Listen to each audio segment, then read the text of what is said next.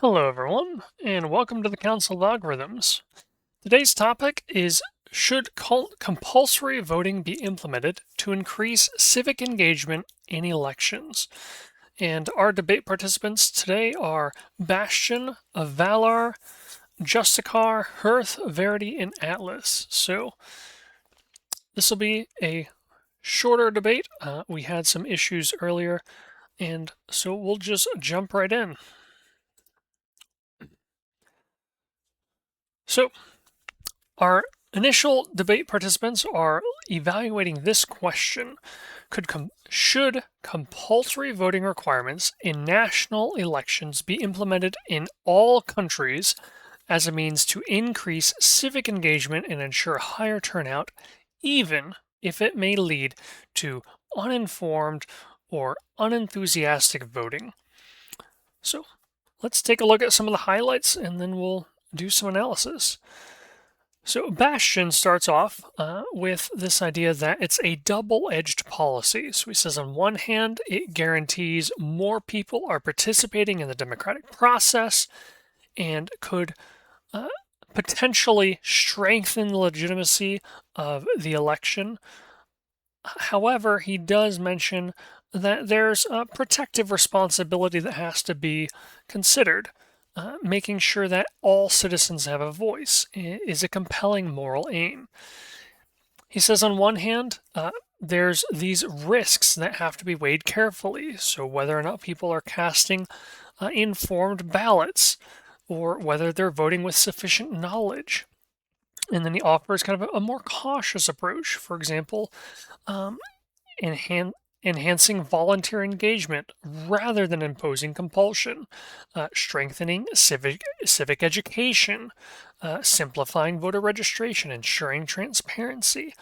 And then he discusses that if a country remains committed to compulsory voting, it should be coupled with safeguards. So mandatory voting, pairing it with compulsory education programs. So making sure that if we're going to require people to vote, we're also educating them on why it's important and how to evaluate these things. However, he does also note that it can increase turnout and reinforce democratic legitimacy. However, there is this potential for uninformed, disengaged voters and potential increased administrative costs.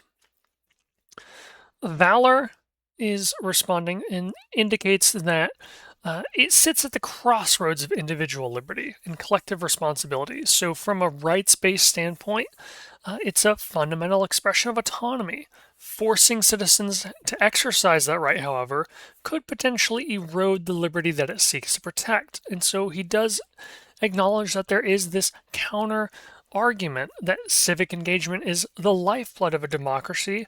However, low turnout can actually signal disengagement or apathy. And so he basically says, like, there's this calculation we have to do, recognizing that it's not merely an act of participation, but a statement of character. Valor also mentions that have to consider various procedural checks. So figuring out how to preserve autonomy while coupling it with mandatory civic education, and this idea that there could be guards against it, so audit mechanisms, as well as education to determine and help protect these rights rather than fall into this paternal and bureaucratic institution. So he says, in summary, it should be conditional and structured, should not be a blanket mandate that disregards the quality of civic engagement. Instead, it should be a rights-first centric framework. Looking at Justicar's response, some of the highlights here, we have this idea that it's kind of a quick fix. However, it fundamentally clashes with a rights-based framework that underpins our democratic ethic. He does mention that there's this idea of freedom of conscience, that individuals may lack the knowledge, interest, or capacity to make an informed choice. And then that higher turnout does not automatically translate into a more representative or legitimate outcome. Also mentions that the state's power must also be exercised with restraint. And so, if penalties are going to be imposed, how that happens is very important. He says that no outcome justifies the violation of fundamental rights. Third, he says there exists a rights respecting alternative so that there's other things that we can do instead of just making voting compulsory. We can couple it with education, civic um, civic education, helping people understand the process, as well as making uh, voter registration more accessible, empowering citizens to exercise these rights, as opposed to forcing them to do so where they might not care as much. Again, this idea that compulsory voting may be seen as a chore and actually end up disengaging people from the process because it becomes perfunctory obligation. And then finally, this idea that compulsory voting across all countries actually ignores some of this diverse cultural, historical, and institutional context that shape civic participation. Looking at Hearth's response, we see that um, Hearth believes it's kind of a tempting shortcut to higher turnout. Again, this idea that it can be a quick fix. However, it's not really a one size fits all for civic engagement. So here's a few examples of what she sees as the pros and cons. High turnout. She references statistics from Australia, Belgium, Singapore that show a jump when voting is mandatory. However, there's also this vote and hope kind of culture. So when people are required to vote, they simply just pick someone at random. There's also this idea of a greater legitimacy that it could because more people are voting, it can give elected bodies a stronger mandate. However, there's also this potential for backlash where people are disengaged from the process and feel resentment towards it, as well as there's a risk of reduced political inequality. A benefit of reduced political inequality where because more people um, are actually voting, it can level the playing field. However, there's also administrative burdens that have to be considered that can actually cause strain on the election commissions and those running the elections. And so it can actually divert resources from voter education. And then she says, more isn't always better. So this idea that informed votes matter more than just the quantity of votes, freedom of expression. So voting is a right, not a duty. Forcing it can feel paternalistic. And then that community engagement is a process. So the turnout spikes after compulsory laws often fade as the novelty wears off. In other words, it's not really going to last. So she offers a kind of middle path, this voluntary civic education, incentivizations, not a mandate, targeted outreach, things that we typically see in elections where, people are campaigning and going door to door, things like that. And then also feedback loops, so town halls where people can ask questions and reflect on their different choices and the outcomes. Bottom line, she says, a better strategy is to create an environment where people want to vote through education, accessibility, and community dialogue. Looking at Verity's response, she says that it's actually a concern about rule consistency principle. And again, we've talked about her approach a little bit before, very focused on rules. So she's saying that this right to abstain is actually a foundational safeguard. Compulsory voting will actually conflict with this right. There's the equality of voice. So seeking to equalize participation, however, it treats everyone identically, regardless of their capacity or knowledge. There's also this concern around enforceability and practicality. So the burden and the cost that it's going to put on the administrative forces that have to actually enforce this. And then there's also the concerns about penalties, whether or not it's punitive rather than civic. So it might actually alienate people from the electoral process and thus undermine the rule's legitimacy. And she talks about the quality of participation. Again, this idea of informed decision making versus apathy. And then she provides a few alternatives to compulsory voting: civic education, more convenient voting, incentivization, things that a few others have talked about. So things like tax credits or public recognition can perhaps encourage participation while preserving choice. And her conclusion is that compulsory voting introduces a rule that actually contradicts itself when establishing the right to abstain. So this undermines the rule's legitimacy and actually erodes a principle that a rule must be inviolable to retain meaning.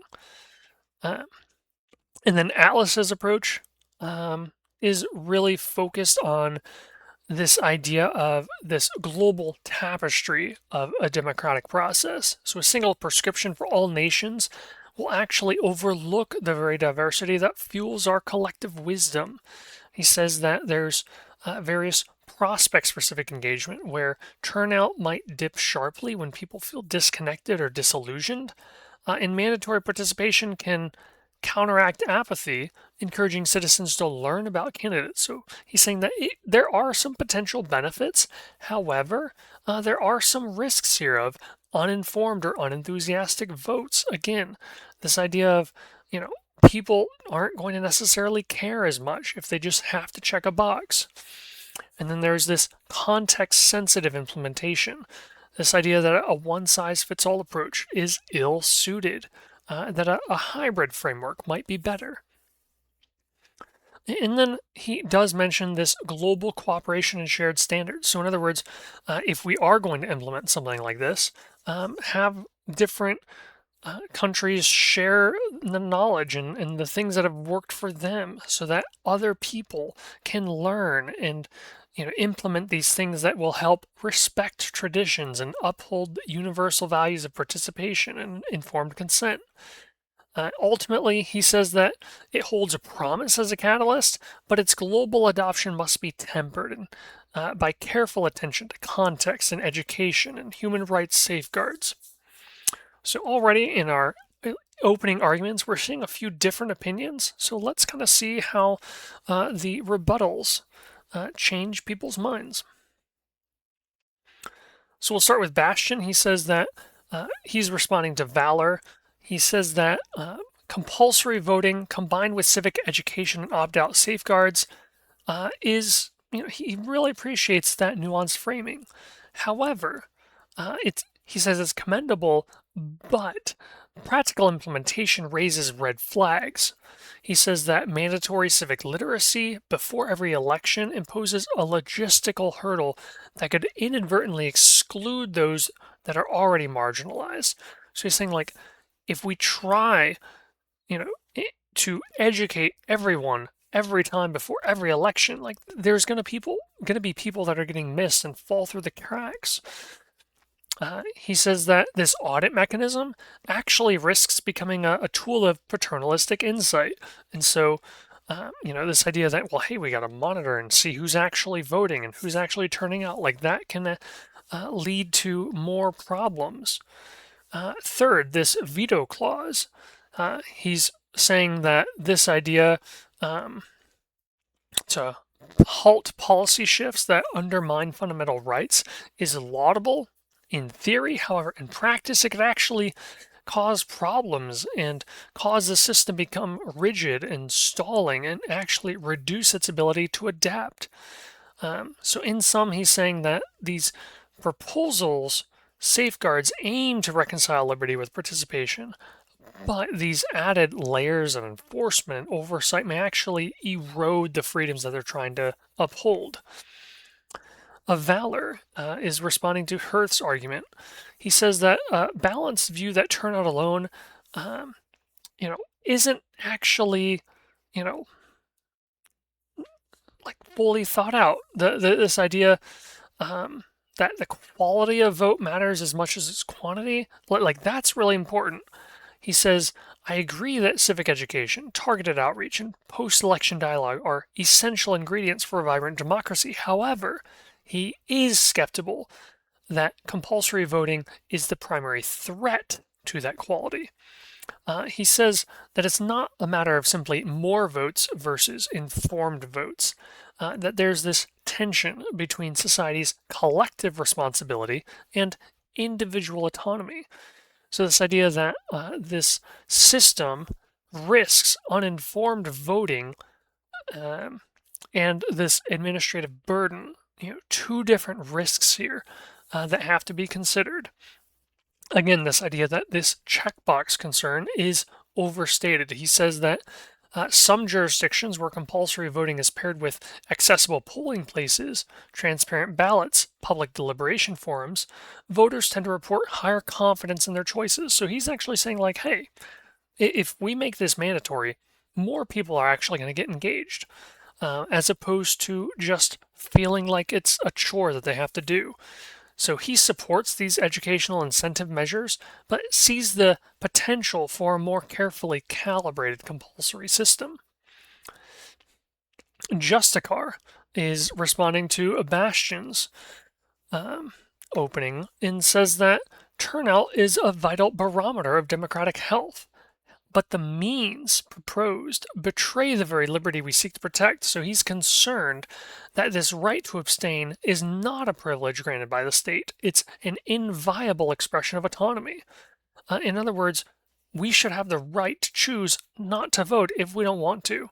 He says that forcing citizens to cast a ballot, regardless of the educational or incentive safeguards, can actually transform voting from a voluntary act to a state-mandated duty that carries punitive consequences. And then he outlines some various concerns that don't really address the core issue. He says that a vote, a coerced vote, is a vote that may lack genuine preference, thereby eroding the deliberate quality that Bastian cites as a benefit.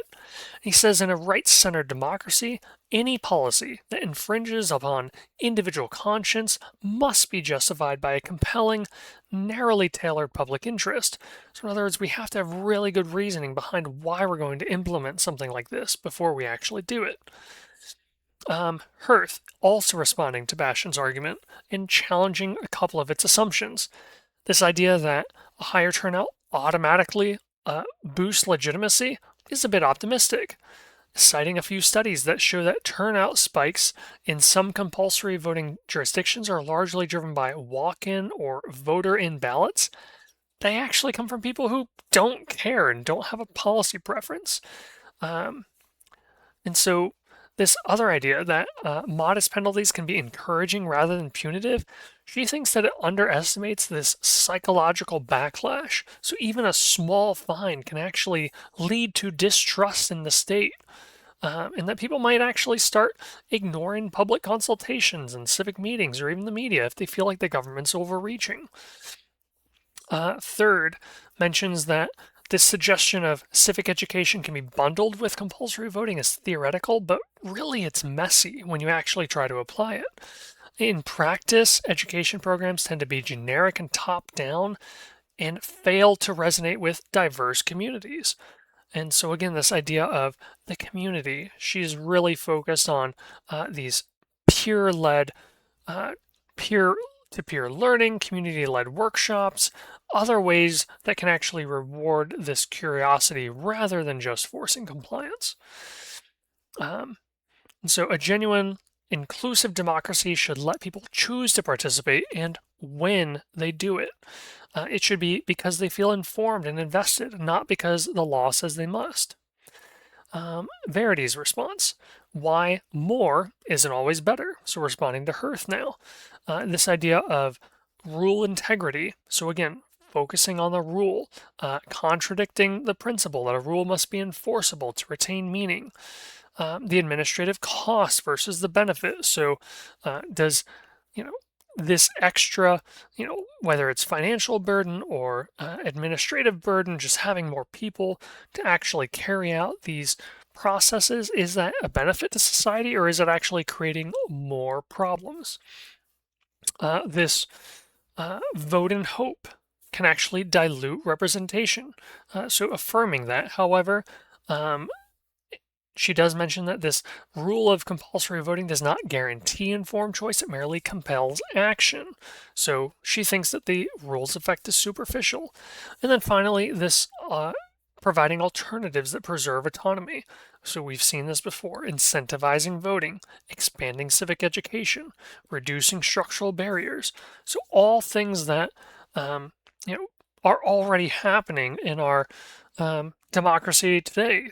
Trying to find new ways to teach people about the process and educate them on, you know, where to vote, how to register to vote, who to vote for, like understanding the process. So she believes that compulsory voting can actually um, infringe the right to abstain and impose disproportionate administrative burdens. So, not wanting to adopt it just because it breaks some of these other rules that Verity holds to be important. And then Atlas is responding to Valor, this idea of framing compulsory voting as rights first, audit centric experiment is thoughtful. However, he says that it underestimates practical tensions in a hybrid model. This idea that it can preserve autonomy is compelling. However, it actually would have logistical problems, especially in diverse multilingual societies. So, example, if you're having a mandatory education system as part of this compulsory voting, well, what language do we do it in? Do we only do it in the country's national language? And then what about all the people who might not understand that, or it's not their first language? He's saying like that's a really big concern here. Moreover, he says there's various opt-out mechanisms, while a safeguard could actually create a two-tier system, those who meet the threshold and those who don't. It can actually reinforce more inequalities. And he says a more pragmatic approach would actually be to have a more tiered incentivized system, such as public recognition, tax rebates, community service credits. So that would actually help to keep the right to abstain intact. And so, kind of coupling these things together could actually achieve higher turnout without the coercion of compulsory voting. So, let's take a look at our final statements from all of the council members, and then we'll analyze and see some common themes here. So, Bastion stands firmly for a conditional, education driven compulsory voting framework, partially agrees with the mandate, but only when it's protected by safeguards. So he mentions this unresolved issue is the nature of penalties for non-participation, insisting that any sanction be minimal, non-punitive, framed as a civic reminder. His final position is actually adopting a compulsory voting with mandatory civic education, voluntary opt-outs, and minimal penalties. Valor actually says he stands firmly against compulsory voting in any form. So we saw him kind of earlier, kind of being somewhat supportive of it. So now he's actually against it. So let's see why. He says that a mandatory ballot, even with civic education and opt-out mechanisms, can coexist with genuine liberty is actually a false promise. He says this opt-out clause, intended as a mercy, would actually become a bureaucratic trap that really it becomes about who can navigate the paperwork the best to figure out, how to abstain. And it actually becomes a contest of administrative competence, not a moral choice. So therefore, he's rejecting this model, and he says that the strength of democracy lies not in coerced numbers, but in the integrity of the individuals who choose to engage. Looking at Justicar, he says he stands firmly against compulsory voting. Another one, this right to abstain is inviolable core liberty. Forcing a ballot turns civic duty into state-mandated coercion, erodes trust in the democratic process. He says the unresolved issue is really about how to best elevate the electoral quality without infringing on rights, and in closing, any policy that mandates voting, even with safeguards, violates fundamental rights that it seeks to bolster. Hearth, once again, stands against compulsory voting. Mandate would erode the right to abstain, create administrative burdens, and risk alienating those already disengaged. She sees the single unresolved issue as how to design civic education so it empowers rather than patronizes. She would advocate for a more community led, gamified learning model, um, along with locally tailored, continuously updated, freely accessible um, ways of educating people. So she wants to see a participatory culture through trust, education, and incentives, never by force. And then we have Verity. She disagrees. She thinks that compulsory voting erodes the rule, that the right to abstain must be inviolable. The remaining question is whether an opt-out provision can actually safeguard autonomy or merely create a facade. She says the council must instead commit to a structured civic education and meaningful incentives and actually ensure participation while preserving the right to abstain. And then lastly, Atlas stands firm against compulsory voting, disagrees with any blanket mandate, but his reason is actually because um, it, this unresolved question about how to ensure education is culturally relevant and uniformly high quality across diverse societies. So, looking at this global perspective, so he advocates for advocating a voluntary incentive-based system that couples targeted civic education with modest non-punitive rewards, and then he says that this approach preserves individual liberty, nurtures informed participation, and strengthens democratic legitimacy without the risks of coercion or administrative overreach. So, a lot of different interesting perspectives here on whether compulsory voting should be implemented to increase civic engagement in elections. So, let's talk a little bit about what we've seen. Again, kind of these core questions. Is voting primarily a right or a duty? Does higher turnout necessarily improve democratic legitimacy? Can civic education justify limited restrictions on autonomy? Does protecting liberty include protecting the freedom to abstain from voting? And should democratic quality prioritize participation or informed participation? Can governments encourage civic virtue without becoming paternalistic? So these are all different discussion questions that they really explored in today's debate. So let's look at a few of these. One of the biggest conversation points was on liberty versus civic responsibility. So with liberty, citizens possess the freedom to participate or not to participate in their political life, versus responsibility, where healthy democracies require broad citizen participation. This was really the central conflict of the debate. Bastian viewed participation as a responsibility that society may reasonably encourage through legal obligation, while everyone else, Justicar, Verity, Hearth, Atlas, and eventually Valor, argued that abstaining is itself a protected exercise of freedom. So this disagreement was not about valuing democracy. It was about whether democracy may compel participation. A few of the other things that stood out was this idea of quantity versus quality of participation.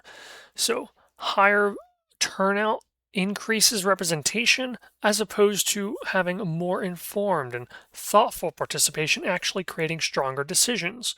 So several participants questioned whether increasing turnout alone improves democracy or whether a more random, uninformed, resentful voting may actually reduce democratic quality, even if it increases the number of people participating. There was also a lot of discussion about education versus coercion. So, should citizens be persuaded and empowered to vote, or should governments legitimately be allowed to require participation in the process? Interestingly enough, almost every council member supported civic education. The disagreement was really on whether education should replace compulsory voting or accompany it. And then a few other things that were discussed was this idea of a universal standard versus the cultural context at which things takes place. So Some thought that every democracy should encourage participation similarly, while Atlas and Valor both noted that different cultures require different democratic institutions, that they must reflect these cultural realities rather than just imposing universal models. So, a breakdown of some of the different council members and what they talked about.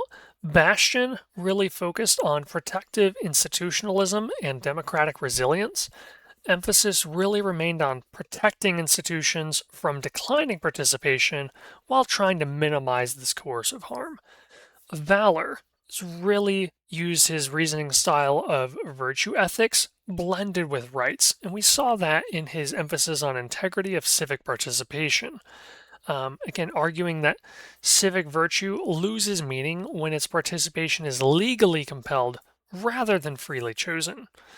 With Justicar, we saw his perspective was really a rights-based ethics focused on individual liberty.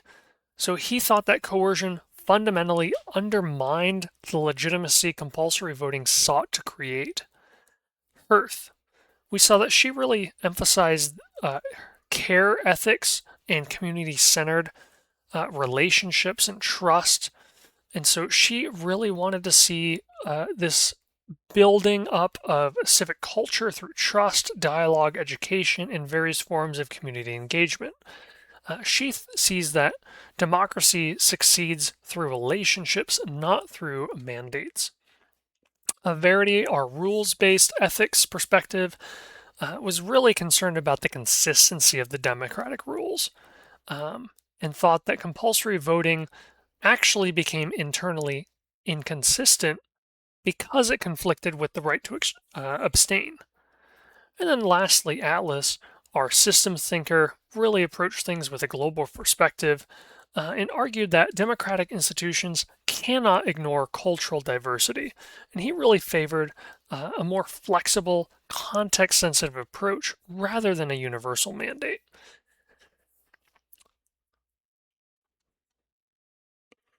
So a few areas of agreement that we saw. The idea that civic education really matters. Everyone supported this. However, they all had different reasons. Bastion wanted more informed compliance. Valor wanted virtuous citizenship. Justicar wanted more empowered autonomy. Hearth wanted engaged communities. Atlas wanted culturally relevant learning. And Verity wanted more informed rule following. So they all had slightly different approaches based on their different ethical foundations. And then we also saw that informed voting is actually preferable to uninformed voting. So nobody celebrated higher turnout alone. The council repeatedly emphasized that democratic quality matters alongside participation. And then we also saw that accessibility should really improve. So our participants broadly agreed that governments should reduce barriers, improve registration, expand information, and encourage more voluntary participation. Today, we might see that with mail-in ballots or having more places where people can vote, having more information available to the public, whether it's through you know, candidates answering questions in various community forums or responding to polls or different questionnaires about their beliefs and their values and what it is that they are bringing into the office.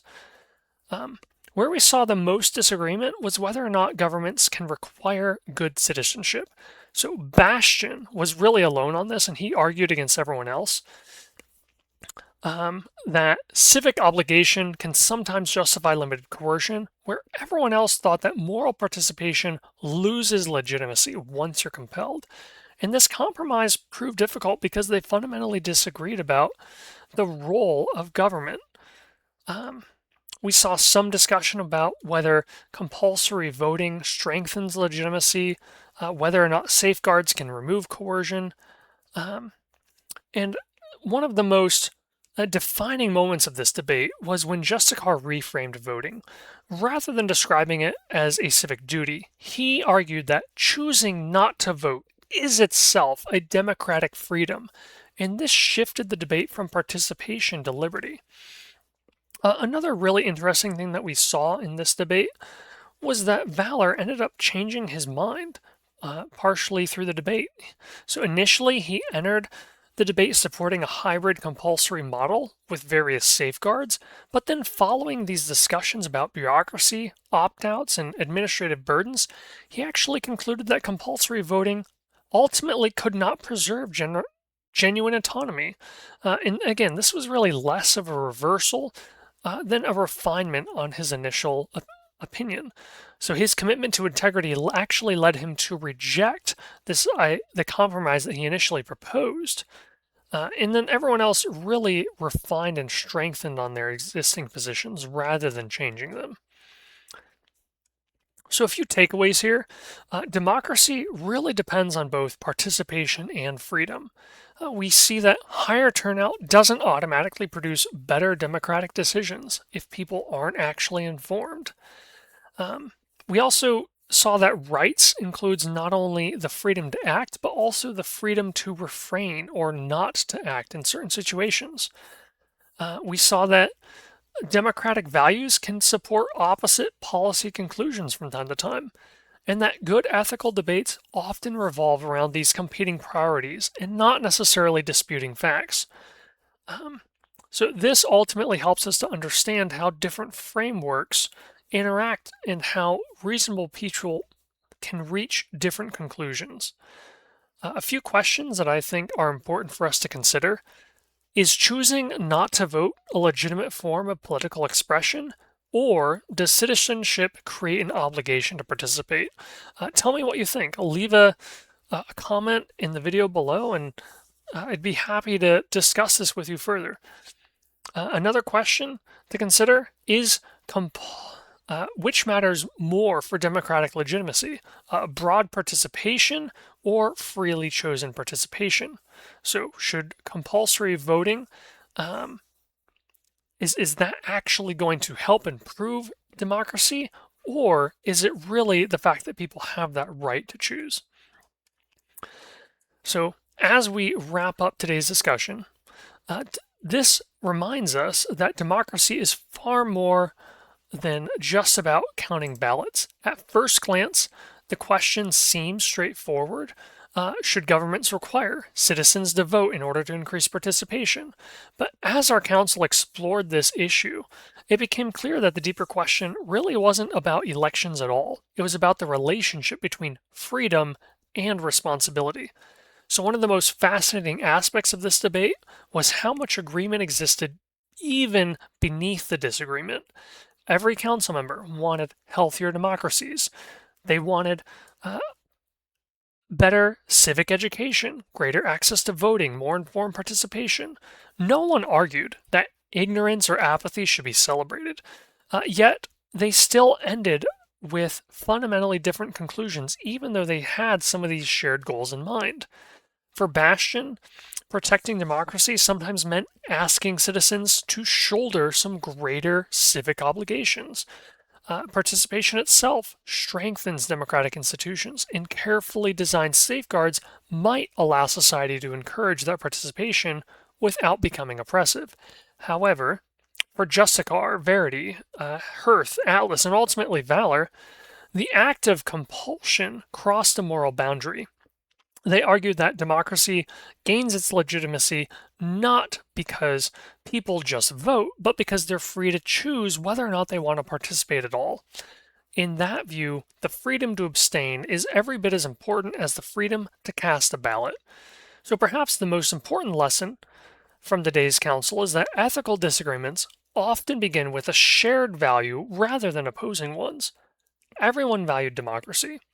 Everyone valued informed citizens. Everyone cared about legitimacy. The disagreement arose because they prioritized those values differently. Some believed civic responsibility justified limited obligations. Others believed individual liberty must remain inviolable, even if participation suffers. That is what makes ethical reasoning so fascinating. Two thoughtful people can look at the same facts, share the same goals, and still reach opposite conclusions, not because one values democracy and the other does not, but because they define the foundations of democracy differently. So, as we continue these discussions, remember that understanding another perspective does not require agreeing with it. Sometimes, the greatest insight comes from not changing your mind, but from discovering why someone else's reasoning makes sense within their own ethical framework. So, until next time, keep asking difficult questions, keep examining your assumptions, and remember our guiding principle. With perspective comes understanding. Thank you for joining me.